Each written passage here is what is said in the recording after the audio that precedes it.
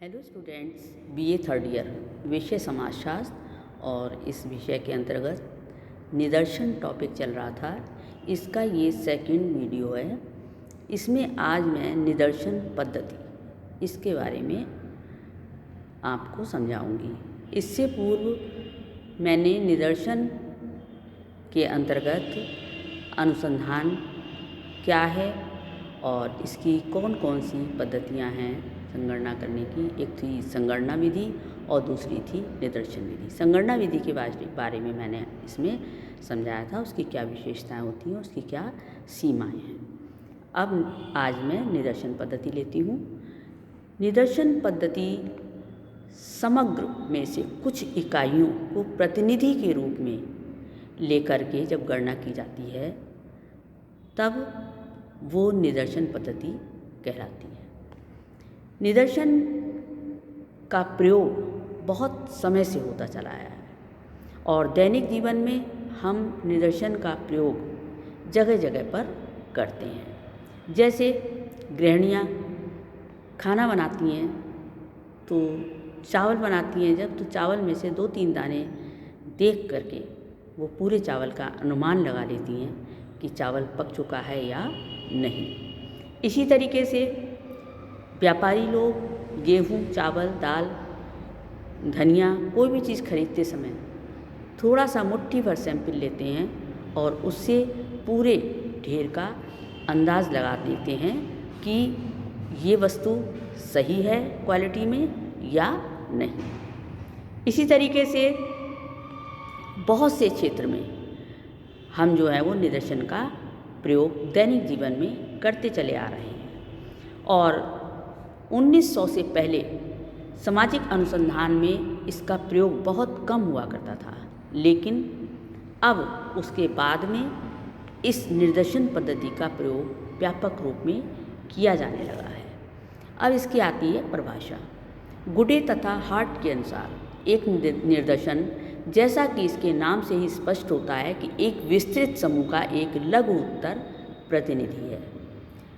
दूसरी है वोगार्ड्स के शब्दों में निदर्शन एक पूर्व निर्धारित योजना के अनुसार इकाइयों के एक समूह में से निश्चित प्रतिशत का चयन है। सिम्पसन तथा काफ्का के अनुसार एक निदर्शन समग्र का वह अंश है जिसका चयन हम अनुसंधान के उद्देश्य के लिए करते हैं। सिन पाओ येंग के अनुसार एक सांख्यिकीय निदर्शन संपूर्ण समूह का प्रातिनिधिक अंश है।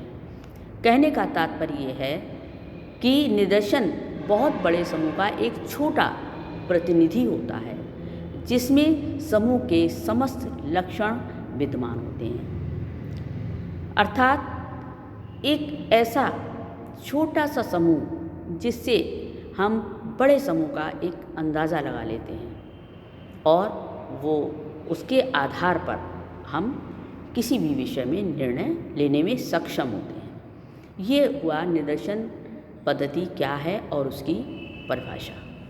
फिर आता है निदर्शन के आधार। निदर्शन के आधार क्या है?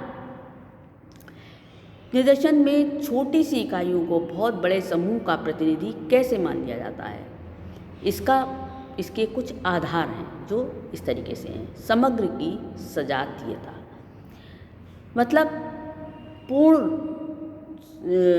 रूप में जो चीज़ है उसमें कुछ समानताएं दिखाई देती हैं।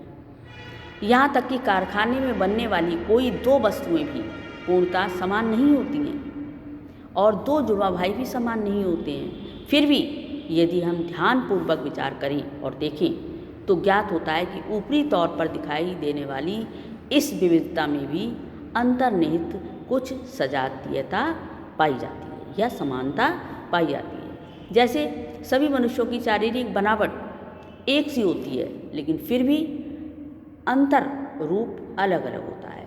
भावनाएं अलग अलग होती हैं, विचार अलग अलग होते हैं और कार्य अलग अलग होते हैं।